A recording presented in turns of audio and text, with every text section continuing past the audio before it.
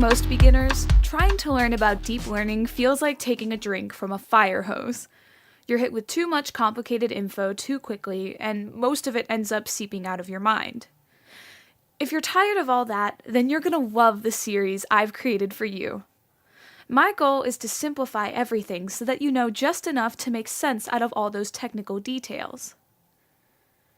If you've ever tried to look into deep learning in the past, you probably immediately came across terms like deep belief nets, convolutional nets, backpropagation, nonlinearity, image recognition, and so on.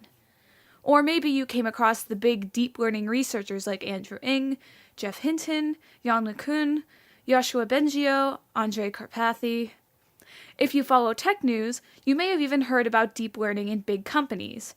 Google buying DeepMind for $400 million, Apple and its self-driving car, Nvidia and its GPUs, and Toyota's billion-dollar AI research investment.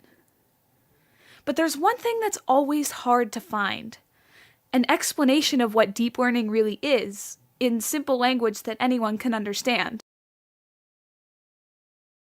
Videos on the topic are usually either too mathematical, have too much code, or are so confusingly high level and out of reach that they might as well be 100,000 feet up in the air.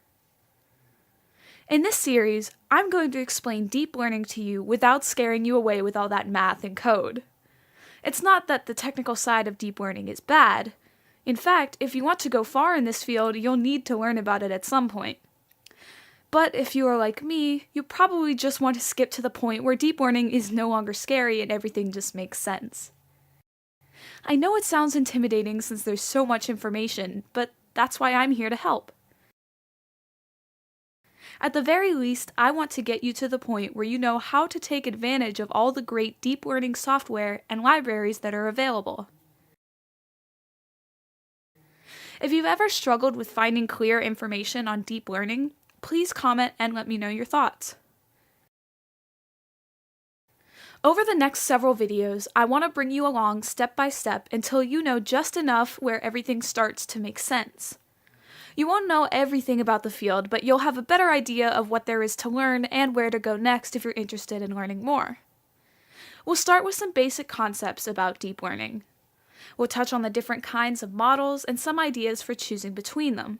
And don't worry, like I promised, we'll skip the math and go straight to the intuition. Later, you'll learn about some different use cases for deep learning.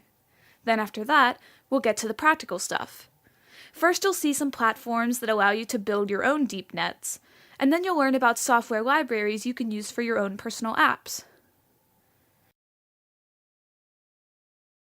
YouTube is a great channel for these lessons because communication doesn't have to be one way.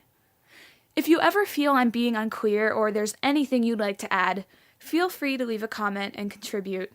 The other viewers and I all want to hear from you.